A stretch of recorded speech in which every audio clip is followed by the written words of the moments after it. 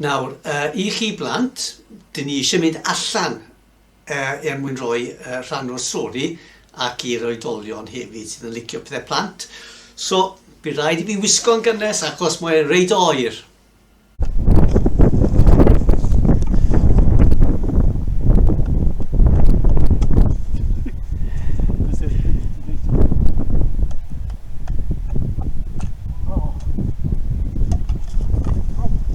O Derrick, paid â mynd ffordd na.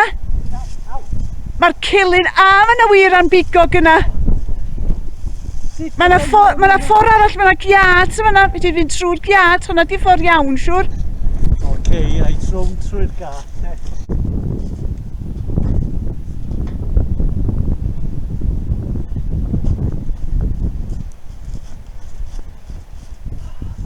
Oedd hwnna tipyn gwell.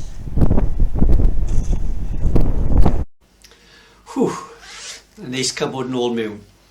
Nawr, beth yw'r pwynt yr act bach rhyfedd yna? Wel, mae'n syml iawn. Roedd yna ffordd anghywir I mynd i'r cae.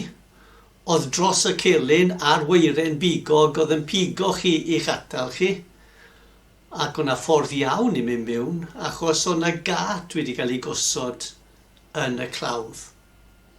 Nawr, yr un peth mae'r darlleniad o'r Beibl yn deud wrthon ni a byddai'n esbonio yn y pregeth.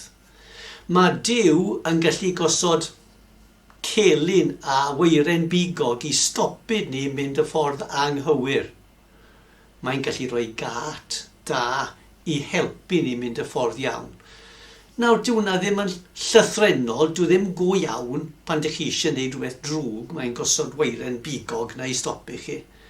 Ond mae gyda fe wahanol ffyrdd I ceisio stopid ni wneud pethau drwg ac annog ni I wneud y pethau da.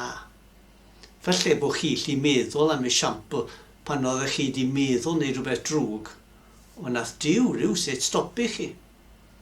Falle pan ydych chi wedi mynd I gwersyll bod wedi helpu chi feddwl dwi eisiau byw yn y ffordd mae Duw yn dysgu fi.